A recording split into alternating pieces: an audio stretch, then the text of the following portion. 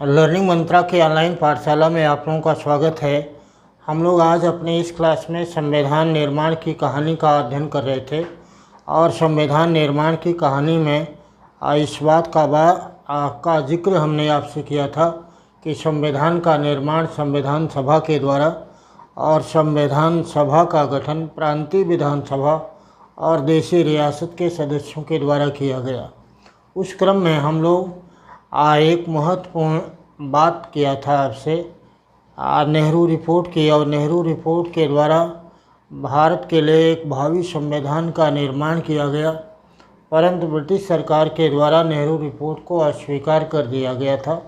इन सब घटनाक्रमों से होते होते संविधान निर्माण में एक महत्वपूर्ण पड़ाव आता है, और वह महत्वपूर्ण पड़ाव है कैबिनेट मिशन का भारत में आना। तो आज के क्लास का हम लोगों का महत्वपूर्ण टॉपिक है कि कैबिनेट मिशन का आगमन और उसकी महत्वपूर्ण सिफारिशें और भारत में संविधान का निर्माण कैसे हुआ, इसका हम लोग अध्ययन करेंगे। कैबिनेट मिशन का आखिर अर्थ क्या है? कैबिनेट मिशन को यह कैबिनेट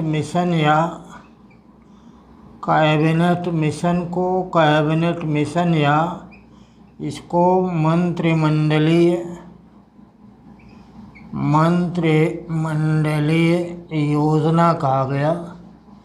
तो इसको मंत्रिमंडलीय योजना क्यों कहा गया? अगर आपको यह सवाल पूछा जाए तो आपको क्या बताना है? क्योंकि कैबिनेट मिशन 3 सदस्यीय आयोग था। यह 3 सदस्यीय आयोग है और इसके सभी सदस्य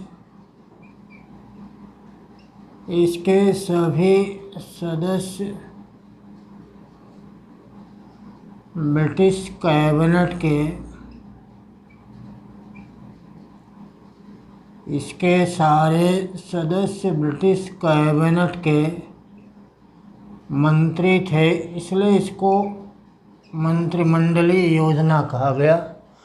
आप देखिए, एक बात हम लोगों को यहाँ पर समझ लेना है कि आखिर ब्रिटिश सरकार के द्वारा कैबिनेट मिशन का गठन 1946 में क्यों कर दिया गया? कौन सा ऐसा कारण था जिसके कारण कैबिनेट मिशन का गठन ब्रिटिश सरकार के द्वारा किया गया?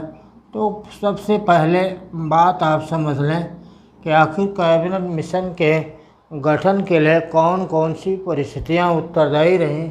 इस पर आधारित सवाल अगर आपको पूछा गया तो आपको पहले क्या बतलाना है? क्योंकि आपने एक बात समझा है कि हमारे वर्तमान का निर्धारण हमारा अतीत करता है, इसलिए किसी भी प्रावधान या किसी भी सिफारिश को समझने के लिए आपको इस बात को भी जानने की उतनी ही आवश्यकता है कि इस सिफारिश के पीछे आखिर किसका कारण था और किसका दबाव था। कैबिनेट मिशन के संदर्भ में यही बात यहाँ पर समझना है कि आखिर कैबिनेट मिशन का गठन इतने लंबे अरसे के संघर्ष के पश्चात ब्रिटिश सरकार के द्वारा क्यों कर दिया गया। कारण है पहला, 1942 के भारत छोड़ो 1942 के भारत छोड़ो आंदोलन के कारण ब्रिटिश सरकार को यह बात समझ में आ गई थी कि भारत में लंबे समय तक अब रुक पाना मुमकिन नहीं होगा। दूसरा था, आपने एक बात यह भी समझा है कि सेकंड विश्व युद्ध से उत्पन्न परिस्थिति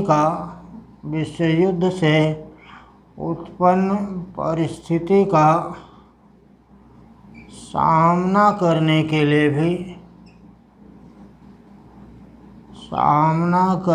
लिए भी ब्रिटिश सरकार के द्वारा कैबिनेट मिशन का गठन करके भारतीयों को सत्ता स्थानांतरित करने की बात की गई। तीसरी महत्वपूर्ण बात है कि अब ब्रिटेन में आम चुनाव हो गया था। ब्रिटेन में आम चुनाव हो गया और उस आम चुनाव में लेबर पार्टी को जीत मिली और लेबर पार्टी भारतीयों के प्रति सहानुभूति रखती थी। इसको भारतीयों के साथ सहानुभूति था, इसलिए भी इन्होंने अपने एजेंडे में रखा था कि अगर लेबर पार्टी की सरकार का गठन होता है तो हम भारतीयों को उनकी सत्ता सौंप देंगे। चौथा है एक महत्वपूर्ण अन्य बात रहा कि अंतर्राष्ट्रीय दबाव भी ब्रिटिश सरकार के ऊपर पड़ रहा था। ब्रिटिश सरकार के ऊपर पड़ रहा था, विशेषकर अमेरिका का, विशेष करके अमेरिका का, कि यदि सेकंड वर्ल्ड वॉर का नारा लोकतंत्र के रक्षा करना है, लोकतंत्र के रक्षा करना है, तब भारत पर ब्रिटिश नियंत्रण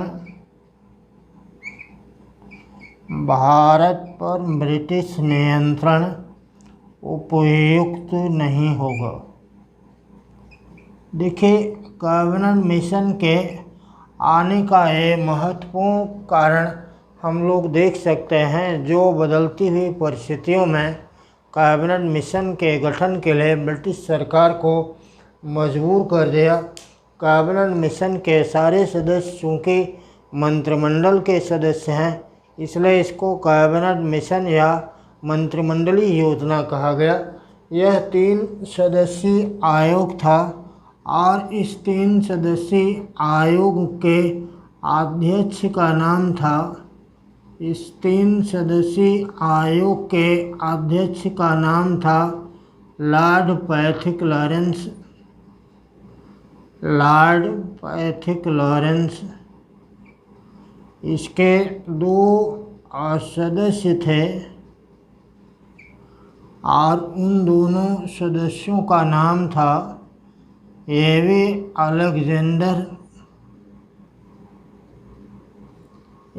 अलेक्जेंडर तथा स्टफर्ड क्रिप्स।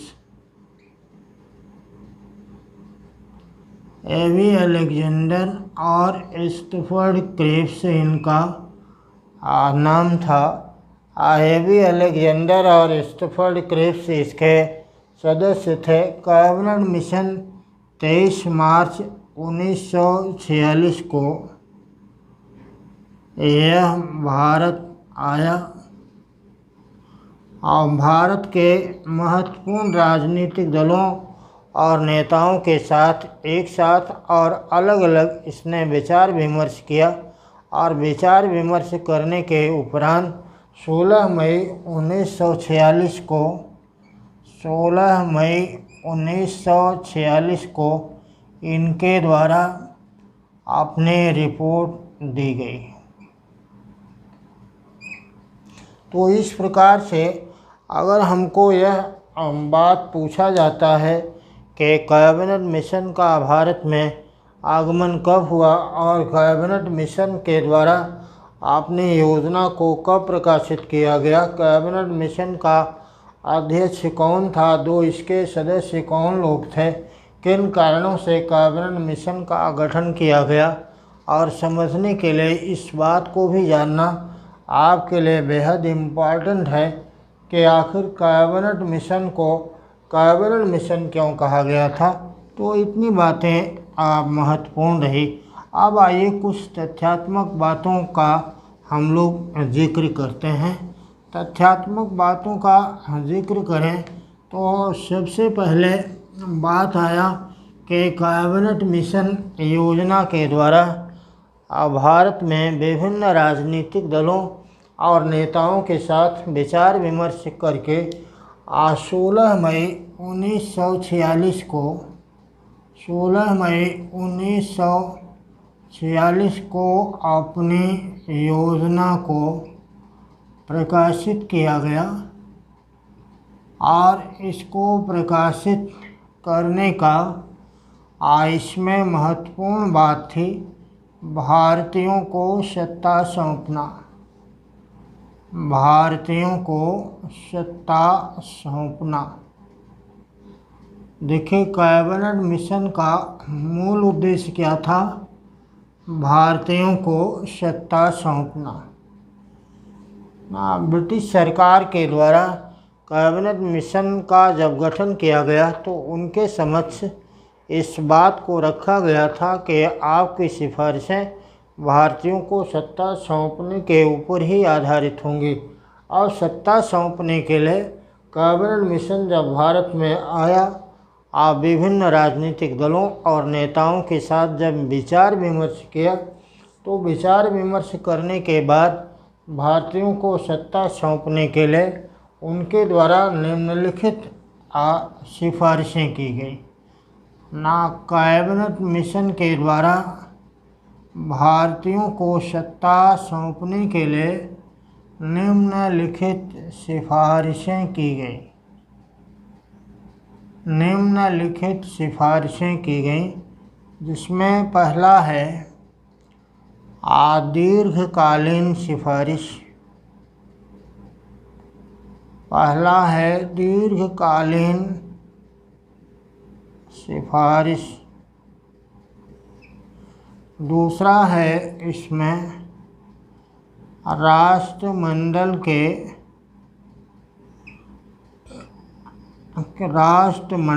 के सदस्यता को लेने की सिफारिश। तीसरा था इन सिफारिशों में अंतरिम सरकार का गठन करना। अंतरिम सरकार का गठन करना। चौथा और सर्वाधिक महत्वपूर्ण सिफारिश थी संविधान सभा का गठन करना। इसलिए आपको अक्सर यह सवाल पूछा जाता है कि भारत में संविधान सभा का गठन किसकी सिफारिश पर किया गया? कैबिनेट मिशन, क्रिप्स मिशन या माउंटबेटन योजना या बेबल प्लान? क्या बताना है? संविधान सभा का गठन हुआ था कैबिनेट मिशन योजना की सिफारिश के आधार पर, लेकिन संविधान सभा का ही गठन नहीं हुआ। संविधान सभा के गठन के साथ साथ अन्य कुछ और भी काम हैं जो कि कैबिनेट मिशन की सिफारिश पर ही किया गया, जैसे अंतरिम सरकार का गठन करना, राष्ट्रमंडल के सदस्यता को लेना या दीर्घकालीन सिफारिशें। एक महत्वपूर्ण बात आपको समझना है, भारत के दृष्टिकोण से कैबिनेट मिशन पहला और अंतिम प्रयत्न है जिसके द्वारा अखंड भारत की बात की गई थी। अखंड भारत की बात की गई। अगर आपको कॉन्सेप्ट पर आधारित सवाल आएगा और यह सवाल पूछा भी जाता है विशेष करके सिविल सर्विसेज के एग्ज़ाम में कि कैबिनेट मिशन के द्वारा अखंड भारत की संकल्पना की गई, लेकिन उस अखंड भारत की संकल्पना के साथ साथ ढीला ढाला संघवाद बनाने की सिफारिश करके भारत की एकता अखंडता को खंडित करने का भी प्रयास किया गया। तर्कसंगत उदाहरण सहित इसकी व्याख्या कीजिए। ऐसा सवाल आपको आता है, बट यहाँ पर हम लोग अगर बात करें तो यह सवाल अगर पूछ लिया गया कि अखंड भारत की संकल्पना ब्रिटिश सरकार के द्वारा की गई किस सिफारिश में दिखलाई पड़ती है, तो आपको बताना है कैबिनेट मिशन की सिफारिश में अखंड भारत की संकल्पना दिखलाई पड़ती है, क्योंकि इस संकल्पना के अंतर्गत कहीं पर भी पाकिस्तान या पृथक राष्ट्र के सिद्धांत को मान्यता नहीं दी गई थी, जिसकी बात सर्वप्रथम द्विराष्ट्र सिद्धांत का प्रतिपादन करते हुए 1940 ईस्वी में कराची अधिवेशन के अंतर्गत मोहम्मद अली जिन्ना के द्वारा द्विराष्ट्र सिद्धांत का प्रतिपादन किया गया था, लेकिन कैबिनेट मिशन के द्वारा इस बात को पूर्णतया दरकिनार कर दिया गया और एक अखंड भारत की संकल्पना की गई थी। देखिए यहाँ पर आता है कि दीर्घकालीन सिफारिशों में कौन सी सिफारिशें ब्रिटिश सरकार के द्वारा किया गया। दीर्घकालीन सिफारिशों में इस बात को कहा गया था कि संघ का निर्माण होगा और इस संघ के निर्माण में सम्मिलित होंगे ब्रिटिश भारतीय प्रांत, देशी रियासत और चीफ कमिश्नरी प्रांत के सदस्यों से मिल करके एक संघ का निर्माण किया जाएगा और उस संघ के निर्माण में संघ को विदेश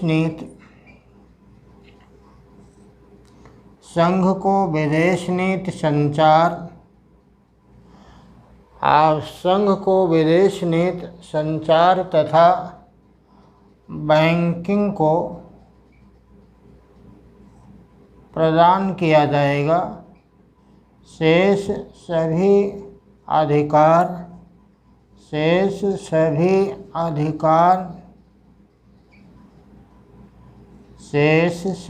अधिकार राज्यों को प्राप्त होंगे। इसका मतलब है कि कैबिनेट मिशन योजना के द्वारा अपनी दीर्घकालीन सिफारिश के अंतर्गत एक ढीला ढाला संघ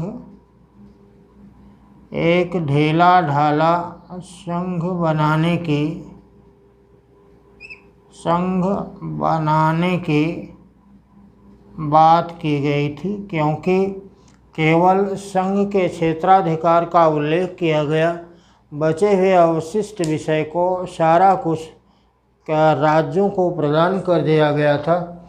इसलिए दीर्घकालीन सिफारिश में ढीले ढाले संघ के निर्माण की बात की गई थी। संघ को निश्चित अधिकार विषयों पर दिया गया कि यह इनका क्षेत्राधिकार होगा, बाकी सारे विषयों पर क्षेत्राधिकार प्रदान कर दिया गया था। किसको? बाकी सारे विषयों पर राज्यों को क्षेत्राधिकार प्रदान कर दिया गया था। आपको एक बात याद आ रहा होगा कि अमेरिका में गणना और अवशेष का सिद्धांत प्रचलित है। गणना का अर्थ है कि केंद्र की शक्तियों की गणना करना और शेष बचे हुए विषय पर राज्यों का अधिकार हो जाना। यही कुछ ऐसी सिफारिश कैबिनेट मिशन की यहाँ पर दिखलाई पड़ती है। इसके साथ साथ दीर्घकालीन सिफारिश के अंतर्गत कैबिनेट मिशन के द्वारा भारत में संसदीय और उत्तरदायी शासन प्रणाली की स्थापना पर भी बल दिया गया था। उनकी यह भी सिफारिश थी। इसका मूल कारण था कि ब्रिटेन में और ब्रिटिश सरकार के द्वारा भारत में लंबे अरसे से संसदीय शासन प्रणाली का क्रियान्वयन किया जा रहा था। इसलिए भारत की दृष्टि से कैबिनेट मिशन के द्वारा भी इसी की सिफारिश की गई कि भारत में संसदीय शासन प्रणाली को अपनाना चाहिए। देखिए दूसरी महत्वपूर्ण एक सिफारिश है और इनकी वह सिफारिश है राष्ट्रमंडल की सदस्यता को ग्रहण करना।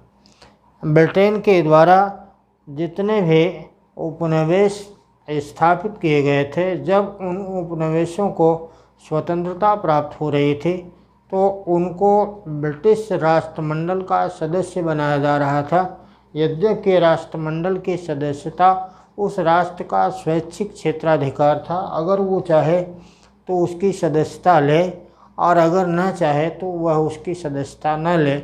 लेकिन कैबिनेट मिशन योजना के द्वारा यह सिफारिश की गई थी कि भारत स्वतंत्रता प्राप्ति के पश्चात राष्ट्रमंडल की सदस्यता ग्रहण करे। राष्ट्रमंडल की सदस्यता को ग्रहण करने से भारत की संप्रभुता और उसकी आज़ादी पर कोई भी विपरीत प्रभाव नहीं पड़ेगा। इस बात की भी व्याख्या कैबिनेट मिशन योजना के अंतर्गत कर दिया गया था। यद्यपि भारत में अब राष्ट्रमंडल की सदस्यता को लेकर के अलग अलग मत प्रकट होने लगे। कुछ नेताओं के द्वारा कहा गया कि भारत के द्वारा राष्ट्रमंडल की सदस्यता को ग्रहण न किया जाए, क्योंकि एक तरफ आज़ादी को लंबे संघर्ष के बाद प्राप्त करना और दूसरी तरफ राष्ट्रमंडल की सदस्यता को ग्रहण करके अपनी संपूर्ण आज़ादी को पुनः एक बार ब्रिटिश सरकार के हाथों में सौंप देना यह उचित नहीं होगा। जयप्रकाश नारायण जैसे नेताओं के द्वारा राष्ट्रमंडल की सदस्यता को ग्रहण करने का विरोध किया गया, परंतु जवाहरलाल नेहरू और सरदार वल्लभ भाई पटेल की इच्छा थी कि भारत राष्ट्रमंडल की सदस्यता को ग्रहण करे और राष्ट्रमंडल की सदस्यता को ग्रहण करने से भारत को अनचाहे रूप में बिना किसी खास प्रयास के ही एक अंतर्राष्ट्रीय मंच प्राप्त हो जाएगा और उस अंतर्राष्ट्रीय मंच से भारत के द्वारा अपनी मांग की जा सकेगी। इसी बात को ध्यान में रख करके राष्ट्रमंडल की सदस्यता को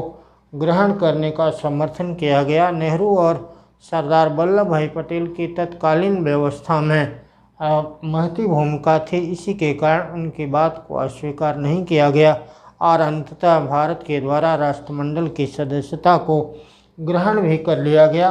और राष्ट्रमंडल की सदस्यता को ग्रहण करने के पश्चात राष्ट्रमंडल से पूर्व लगा हुआ ब्रिटिश शब्द उसी समय ब्रिटेन के द्वारा हटा लिया गया और अब जो ब्रिटिश राष्ट्रमंडल था अब वर्तमान में वह केवल राष्ट्रमंडल बनकर के रह गया है। तीसरी इनकी महत्वपूर्ण सिफारिश है अंतरिम सरकार का गठन करना। अंतरिम सरकार के गठन का आशय होता है अंतरिम सरकार के गठन का आशय है जब तक भारत का संविधान क्रियान्वित नहीं हो जाता है, लागू नहीं हो जाता है, तब तक एक अंतरिम सरकार का गठन किया जाएगा। इसको काम चलाऊ सरकार भी कहते हैं। इसके द्वारा 14 सदस्यीय अंतरिम सरकार के गठन की सिफारिश की गई थी। इसको काम चलाऊ सरकार भी कहा गया और 2 सितंबर 1946 में इसका गठन हुआ और इसका गठन हुआ था JL जवाहरलाल नेहरू के नेतृत्व में और उनके पद का नाम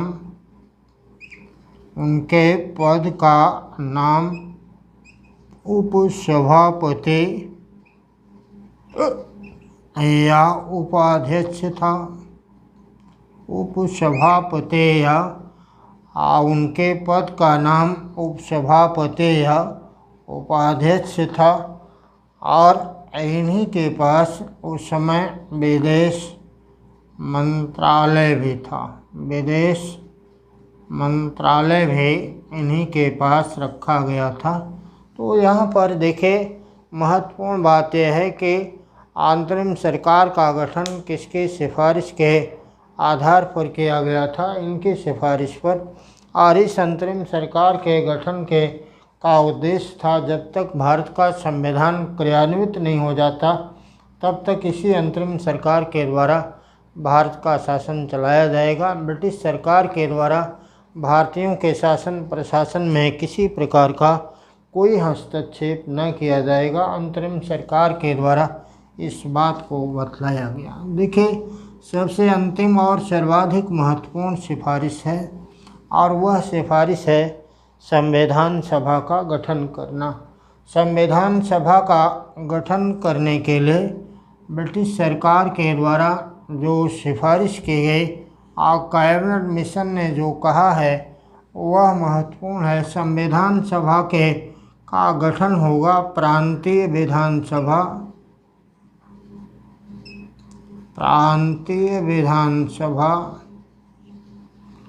और देशी रियासत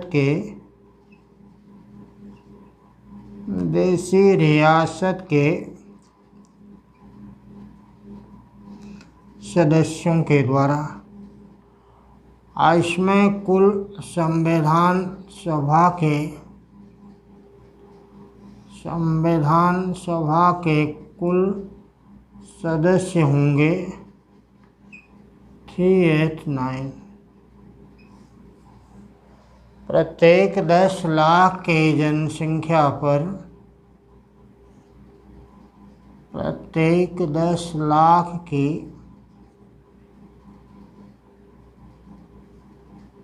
जनसंख्या पर एक प्रतिनिधि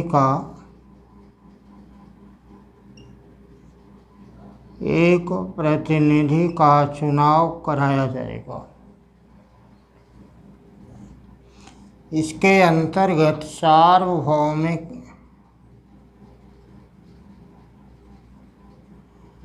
वयस्क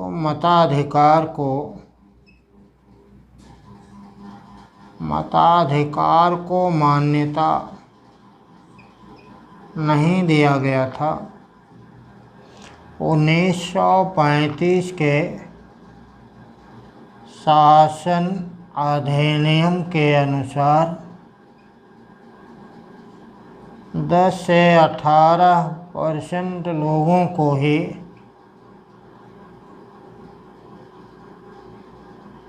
मताधिकार प्रदान किया गया था और यह मताधिकार हर एक प्रांत में अलग अलग था और मताधिकार किसको प्रदान किया जाएगा इसका क्राइटेरिया भी हर एक प्रांत में अलग अलग बनाया गया था।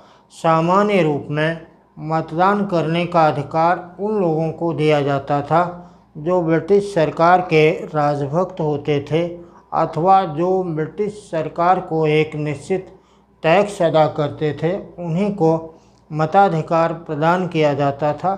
तो और 10 से 18% लोगों को ही मताधिकार प्रदान किया गया था। इसलिए एक बात मालूम आपको होना चाहिए कि संविधान सभा का गठन प्रत्यक्ष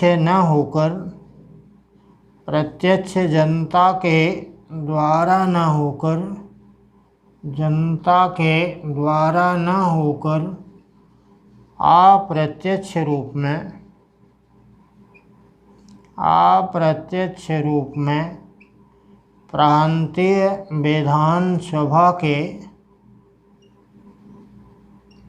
प्रांतीय विधानसभा के सदस्यों के द्वारा ही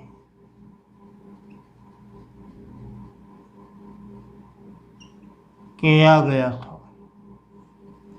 और यह भी चुनाव में 10 से 18% लोगों को ही मताधिकार प्रदान किया गया था।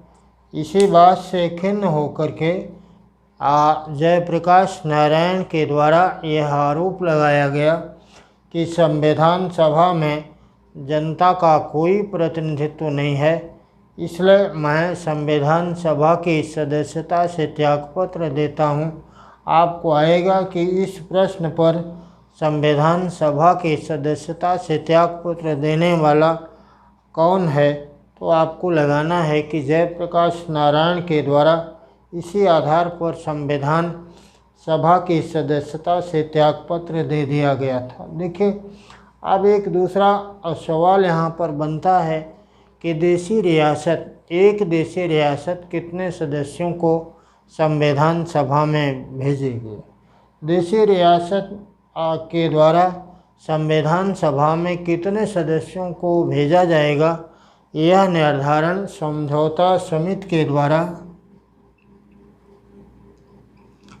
किया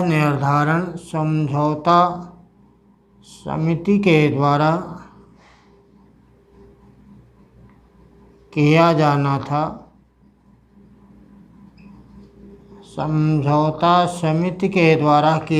था।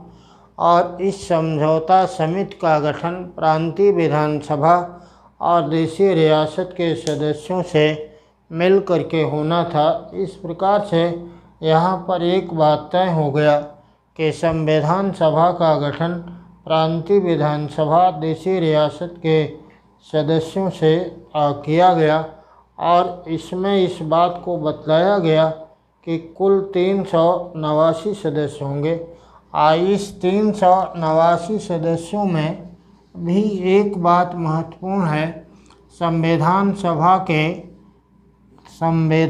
सभा में जो 389 सदस्य का निर्धारण किया गया, उन 389 सदस्यों में इस बात को कहा गया कि प्रांतीय विधानसभाओं के द्वारा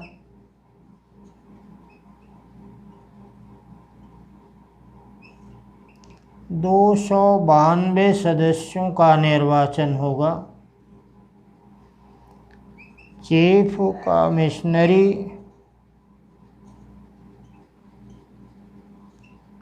प्रांत से 4 सदस्य निर्वाचित होंगे और देशीय रियासत से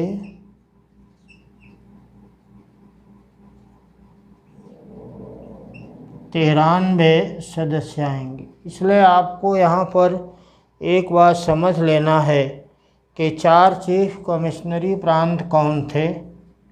दिल्ली, अजमेर,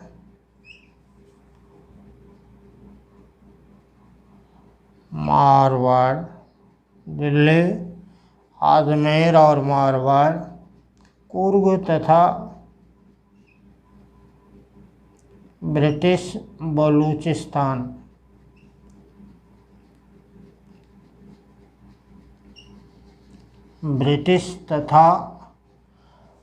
कुर्ग तथा ब्रिटिश बलूचिस्तान, ये 4 चीफ कमिश्नरी प्रांत हैं। इन्हें चीफ कमिश्नरी प्रांत इसलिए कहा जाता था क्योंकि इन प्रांतों के ऊपर सीधा गवर्नर जनरल का नियंत्रण पाया जाता था, इसलिए इनको चीफ कमिश्नरी प्रांत कहते थे। दिल्ली 1 हो गया, अजमेर मारवाड़ 2 हो गया, कुर्ग 3 और ब्रिटिश बलूचिस्तान 4 हो गए। 300 कुल निवासी सदस्य थे। 292 सदस्यों का निर्वाचन प्रांतीय विधानसभा के सदस्यों से होना था। 4 सदस्य चीफ कमिश्नरी प्रांत से निर्वाचित किए जाने थे और 93 सदस्यों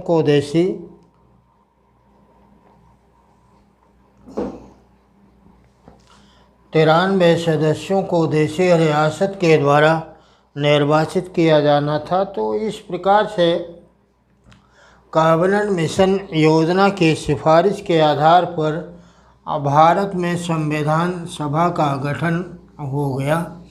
कैबिनेट मिशन योजना के द्वारा अखंड भारत की पहली और अंतिम बार संकल्पना भारत के लिए की गई थी। अगर यह सवाल भी आपको पूछा गया तो आपको बताना है। इन परिस्थितियों में संविधान सभा का चुनाव कराया गया और संविधान सभा के चुनाव में कांग्रेस को 208 सीटें प्राप्त हुईं। मुस्लिम लीग को कुल 73 सीटें प्राप्त हुईं। स्वतंत्र उम्मीदवार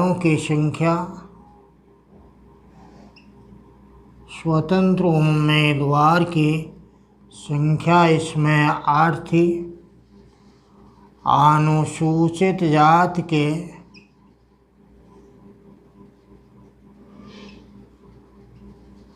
सदस्य जो निर्वाचित हुए 33 थे। अन्य छोटे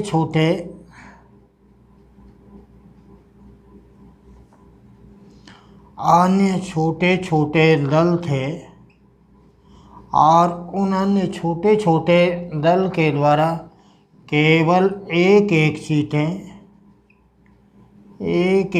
सीटें प्राप्त हुई थी।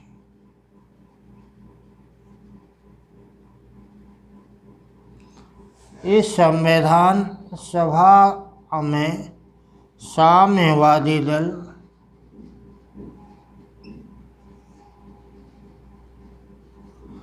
तथा हिंदू महासभा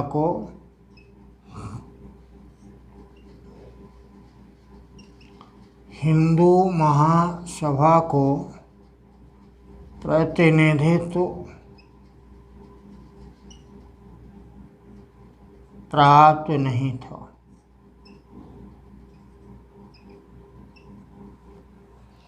दूसरा आपको याद रखना है कि हैदराबाद हैदराबाद रियासत ने भी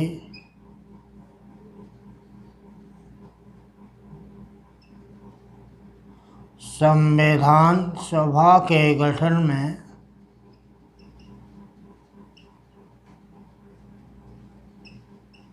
भाग नहीं लिया।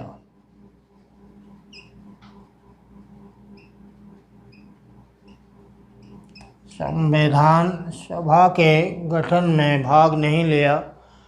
देखिए यहाँ पर महत्वपूर्ण है कि साम्यवादी दल और हिंदू महासभा का संविधान सभा में प्रतिनिधित्व नहीं था। कांग्रेस को अप्रत्याशित विजय हासिल हुई। 208 सदस्य कांग्रेस के, 73 मुस्लिम लीग के और स्वतंत्र उम्मीदवार 8 थे। अनुसूचित जात के सदस्यों की संख्या 33 थी और अन्य छोटे छोटे जितने भी दल थे उन सभी दलों को केवल एक एक सीटें ही प्राप्त हो पाई थी। हैदराबाद रियासत ने भी संविधान सभा के गठन में भाग नहीं लिया था क्योंकि उनकी इच्छा अपने आप को स्वतंत्र राज्य के रूप में स्थापित करने की थी, इसलिए उनके द्वारा इसमें भाग नहीं लिया गया था। चलिए आप देखें, महत्वपूर्ण बात यहाँ पर यह है, जब संविधान सभा का गठन हो गया, संविधान सभा में विभिन्न राजनीतिक दल और बड़े बड़े नेताओं को उसमें सम्मिलित कर दिया गया।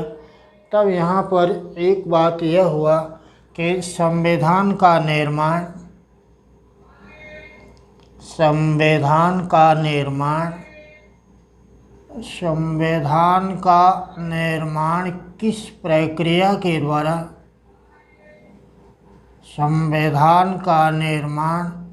किस प्रक्रिया के द्वारा किया जाएगा।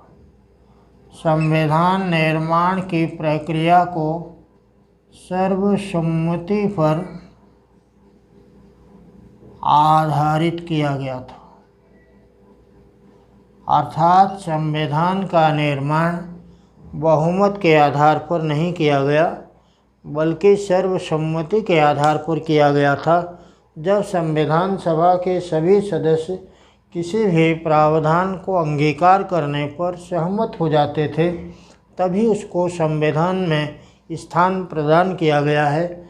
इसलिए अगर प्रश्न यह आता है कि संविधान का निर्माण बहुमत के द्वारा संविधान सभा के सदस्यों ने किया या सर्वसम्मति के द्वारा संविधान सभा के सदस्यों ने किया, तब आपको क्या बताना है कि सर्वसम्मति के द्वारा इसका निर्माण किया गया है और सर्वसम्मति के माध्यम से भारत के संविधान का निर्माण संविधान सभा के सदस्यों के द्वारा व्यापक विचार विमर्श के उपरांत किया गया। अब देखिए यहाँ पर संविधान सभा का तो निर्माण हो गया और संविधान सभा की बैठक, संविधान सभा की पहली बैठक होती है 9 दिसंबर 1946 को। डॉक्टर सच्चिदानंद सिन्हा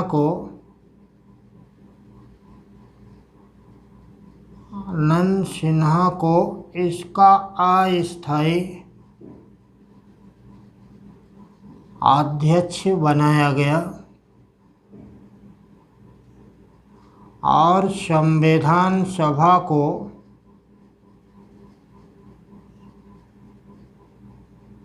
सर्वप्रथम इन्हीं के द्वारा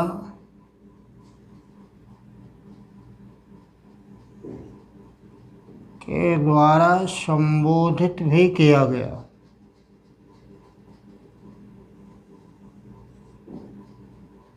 इन्हीं के द्वारा संबोधित भी किया गया।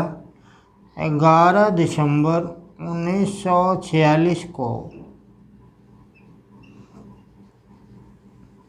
11 दिसंबर 1946 को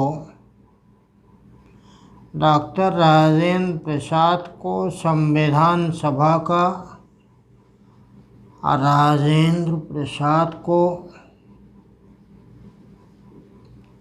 संविधान सभा का स्थायी अध्यक्ष बनाया गया।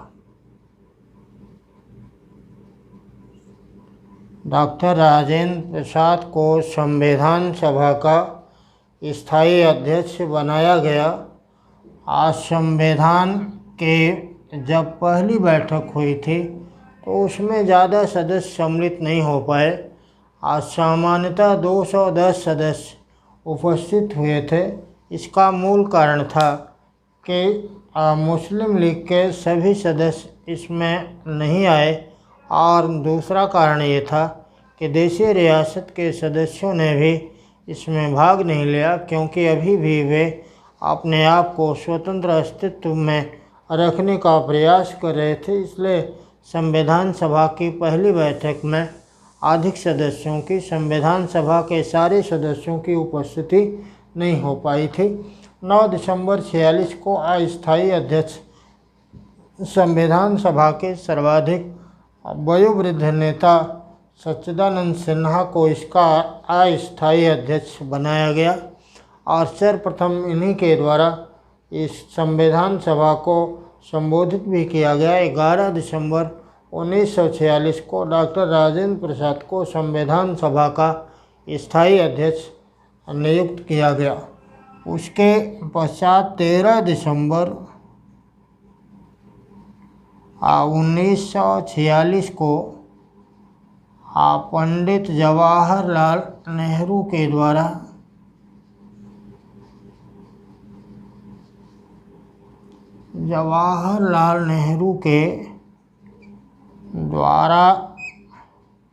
संविधान सभा के समक्ष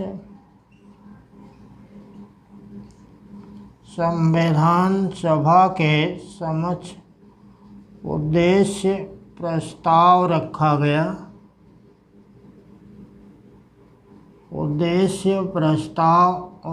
गया, जिसे संविधान सभा ने 22 जनवरी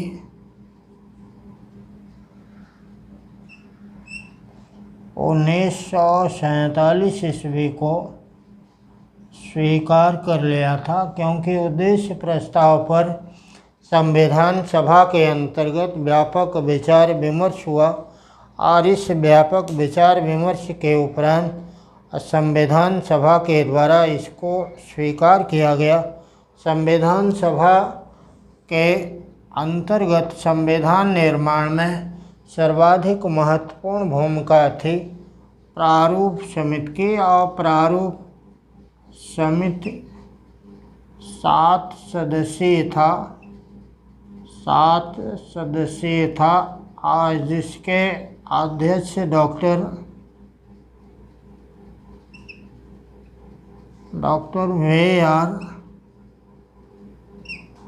अम्बेडकर थे। प्रारूप समिति का गठन 29 अगस्त 1947 को हुआ था और इसके द्वारा अपने सिफारिश 21 फरवरी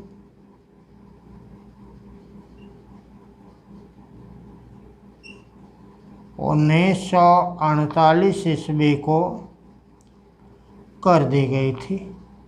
यह 7 सदस्यीय आयोग था।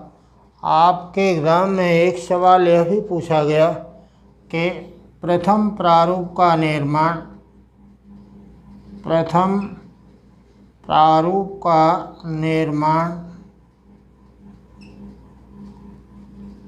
किसने किया था? Professor B.N.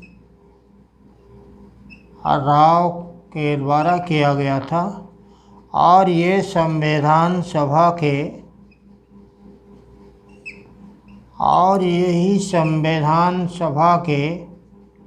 संवैधानिक या विधिक सलाहकार थे।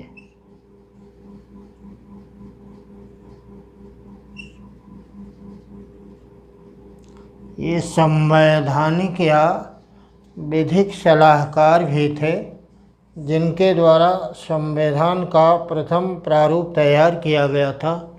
यद्यपि संविधान सभा के द्वारा इसको स्वीकार नहीं किया गया, डॉक्टर B.R. अम्बेडकर के सिफारिश पर प्रारूप समिति ने अपना प्रस्तुत कर दिया था। 21 फरवरी 1948 को डॉक्टर B.R. अम्बेडकर को इसीलिए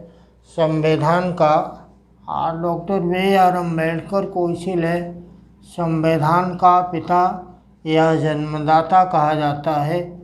प्रोफेसर के.वी. राव के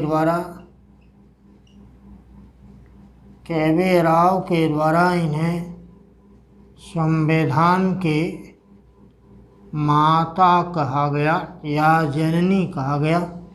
डॉक्टर B.R. अम्बेडकर के महत्व को और अधिक रेखांकित करते हुए प्रोफेसर के.वी. राव ने कहा कि संविधान के पिता नहीं बल्कि संविधान की जननी या माता हैं। इस प्रकार से यहाँ पर संविधान का निर्माण कार्य प्रारंभ हुआ। संविधान का निर्माण सर्वसम्मति की प्रक्रिया और विभिन्न समितियों के सिफारिशों के आधार पर किया जा रहा था। संविधान के निर्माण में कई समितियों की भूमिका महत्वपूर्ण रही और उसमें एक सर्वाधिक महत्वपूर्ण समिति को आपने देखा जिसका नाम था प्रारूप समिति, और यह 7 सदस्यीय समिति थे। Doctor B.R. अम्बेडकर के अतिरिक्त इसमें 6 सदस्य थे।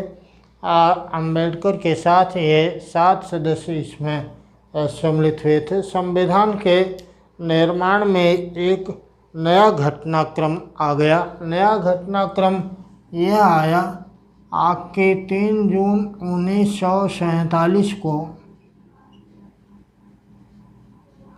लॉर्ड माउंटबेटन योजना के द्वारा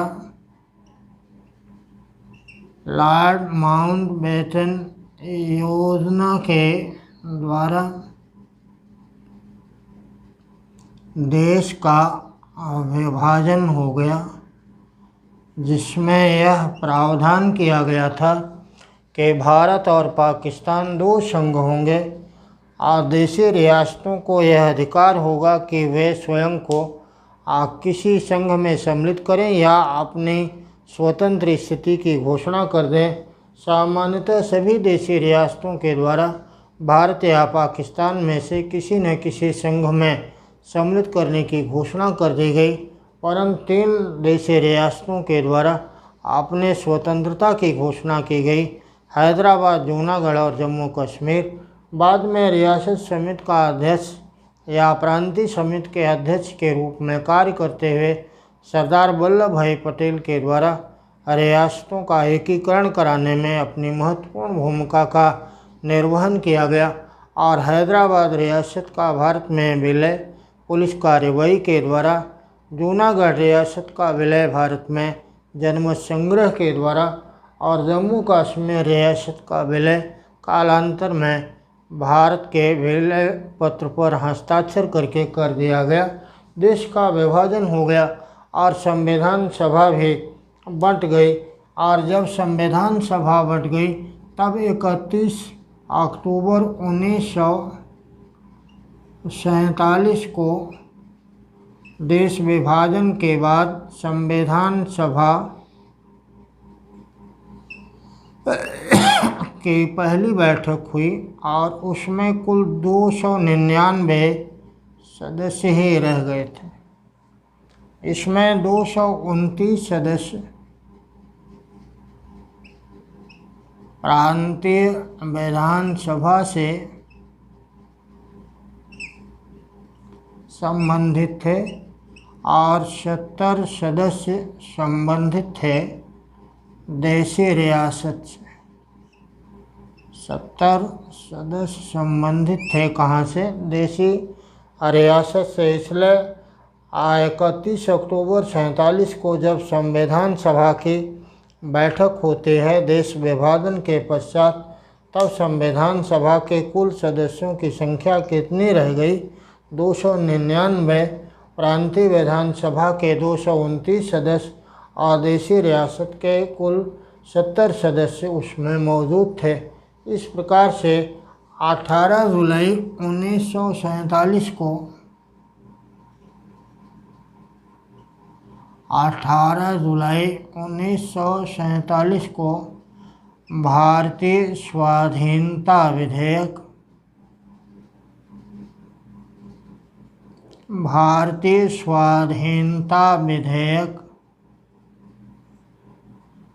ब्रिटिश संसद के द्वारा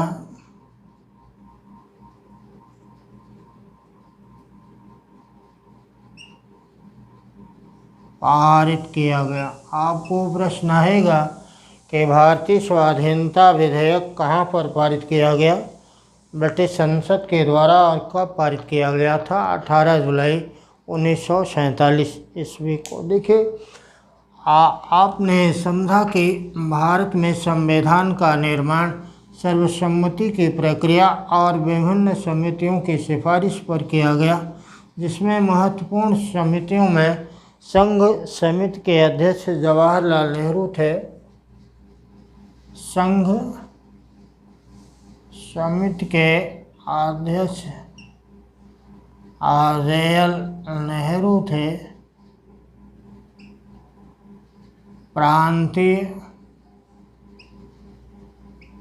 या रियासत समिति के अध्यक्ष पटेल थे। कार्य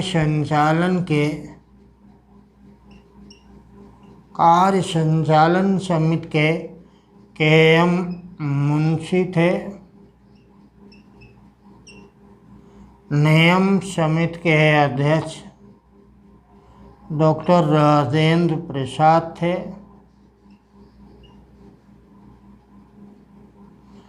मूलाधिकार समिति के अध्यक्ष सरदार वल्लभ भाई पटेल थे। यह सबसे बड़ी संविधान सभा की समिति थी। इसमें कुल 54 सदस्य थे और मूलाधिकारों पर कुल 38 दिनों तक बहस चली थी। 38 दिनों तक इस पर बहस चली थी। मूलाधिकार अल्पसंख्यक समिति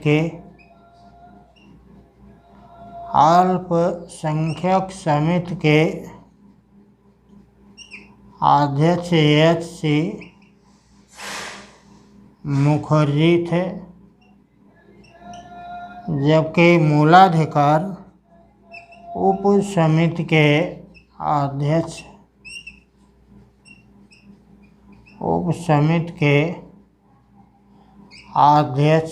जे.वी. कृपलानी को बनाया गया था। झंडा समिति के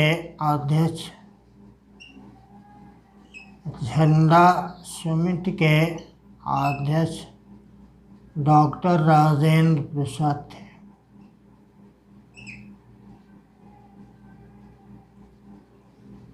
झंडा समिति के अध्यक्ष डॉक्टर राजेंद्र प्रसाद थे। इस प्रकार से विभिन्न समितियों के द्वारा की गई सिफारिशों के आधार पर संविधान का निर्माण हुआ और इस संविधान के निर्माण में महत्वपूर्ण भूमिका रही। और संविधान के निर्माण में कुल 2 वर्ष 11 माह और 18 दिन का समय लगा। 26 जनवरी 1950 को भारत का संविधान लागू हुआ, लेकिन भारत का संविधान बनकर तैयार हो गया। संविधान का निर्माण हो गया कब? 26 नवंबर 1949 को। और इसके निर्माण में कुल 2 वर्ष 11 माह और 18 दिन का समय लगा था। आज 26 नवंबर 1949 को बनकर तैयार हो गया। इसका उल्लेख भी किया गया है। कहाँ पर इसका उल्लेख किया गया है? भारतीय संविधान के प्रस्तावना में, जबकि इस बात को कहा गया कि इस संविधान सभा के अंतर्गत आज 26 नवंबर 1949 शुक्ला सप्तमी संवत 2006 विक्रमी को एतद द्वारा इस संविधान सभा के अंतर्गत संविधान को अंगीकृत, अधिनियमित और आत्मर्पित करते हैं। इस बात का उल्लेख करके इस बात को बतलाया गया। इसीलिए 26 नवंबर को संविधान दिवस के रूप में 26 नवंबर को संविधान दिवस के रूप में मनाया जाता है। 26 नवंबर को संविधान दिवस के रूप में मनाया जाता है। भले ही संविधान 26 नवंबर 1949 को बनकर तैयार हो गया, लेकिन यह संविधान 26 जनवरी 1950 को लागू किया गया।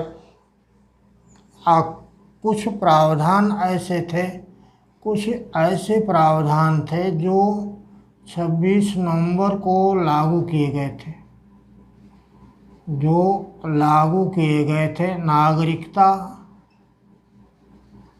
नागरिकता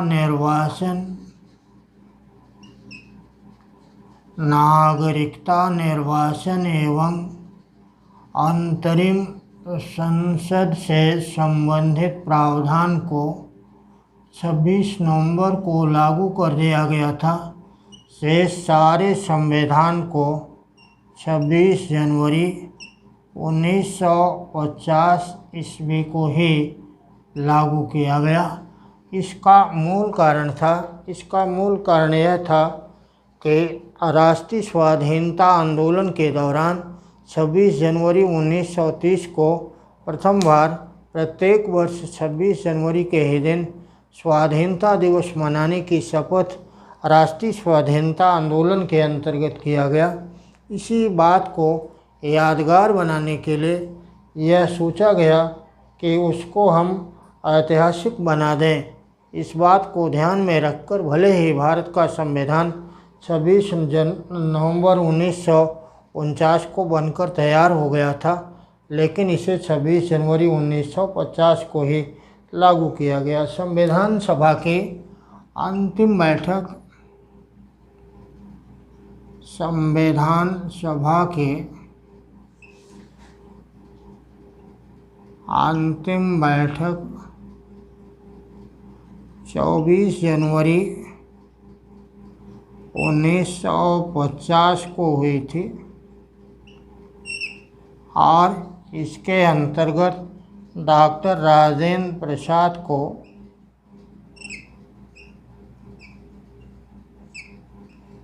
सर्वसम्मति से भारत का प्रथम राष्ट्रपति निर्वाचित किया गया था और इसके उपरांत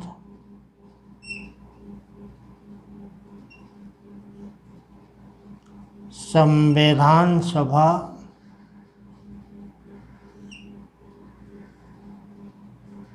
अंतरिम संसद के रूप में कार्य करने लगी।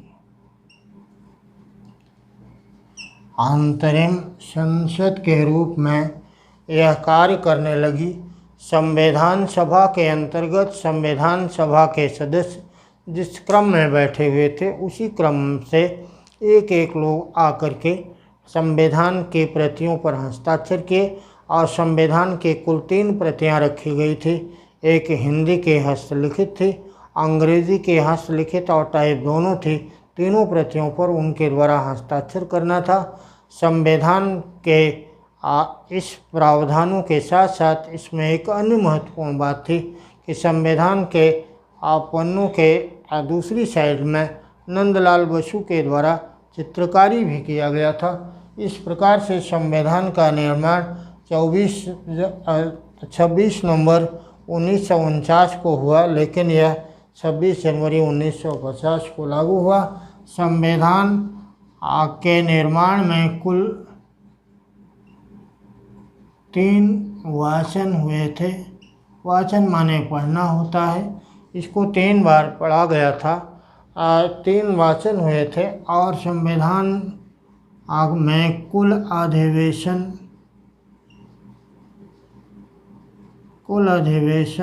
12 हुए थे, लेकिन संविधान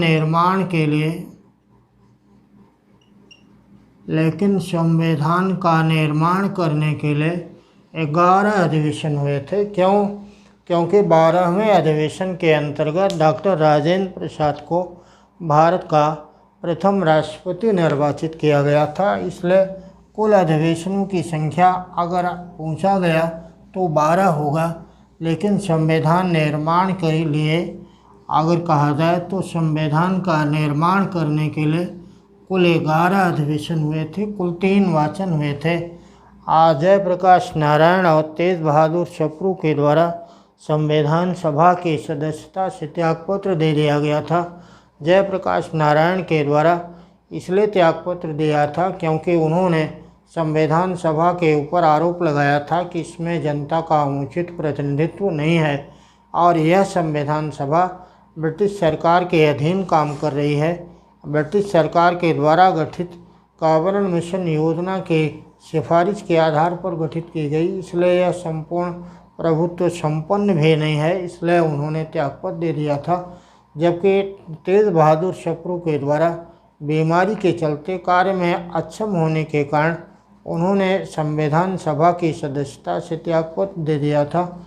महात्मा गांधी एक ऐसे व्यक्ति हैं जिन्होंने संविधान सभा का सदस्यता कभी भी स्वीकार नहीं किया। आपको आएगा संविधान सभा का सदस्य कौन नहीं था, तो महात्मा गांधी संविधान सभा के कभी भी सदस्य नहीं रहे। तो ये बात महत्वपूर्ण थी। इसके साथ साथ आपको अगर बात करना है तो आपको एक बात और जानना चाहिए कि इस संविधान सभा के द्वारा संविधान निर्माण का महत्वपूर्ण कार्य किया गया, लेकिन संविधान निर्माण के अतिरिक्त भी इनके द्वारा कुछ और भी कार्य किए गए थे। संविधान सभा ने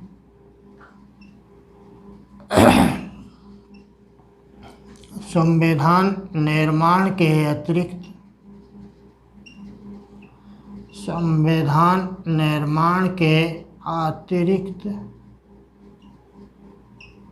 निम्नलिखित कार्य इनके द्वारा किया गया। पहला है, संविधान सभा के द्वारा राष्ट्रमंडल की सदस्यता को ग्रहण करने का निर्णय लिया गया। दूसरा है, राष्ट्रीय ध्वज को राष्ट्रीय गान को स्वीकार करना और प्रथम राष्ट्रपति के रूप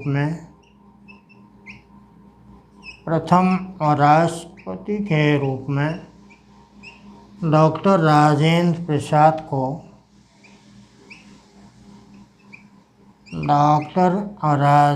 प्रसाद को निर्वाचित करना भी इनके द्वारा किया गया महत्वपूर्ण कार्य था। इस प्रकार से आपने यहाँ पर देखा कि संविधान सभा के द्वारा संविधान निर्माण के अलावा भी कुछ काम किए गए और वह कार्य इतिहास में लिखित है और वह ऐतिहासिक भी बन गया, क्योंकि यह कार्य भी कम महत्वपूर्ण नहीं है। जैसे राष्ट्रीय ध्वज को स्वीकार करना, राष्ट्रगान को स्वीकार करना, राष्ट्रमंडल की सदस्यता को ग्रहण करना और डॉक्टर राजेंद्र प्रसाद को भारत का पहला राष्ट्रपति के रूप में निर्वाचित करना। तो ये बातें हम लोगों के आज के क्लास का कैबिनेट मिशन, उसकी सिफारिश और भारत में संविधान सभा का गठन और संविधान सभा के गठन की प्रक्रिया क्या रही, इसका हम लोगों ने अध्ययन किया। आपको यह क्लास समझ में आया होगा।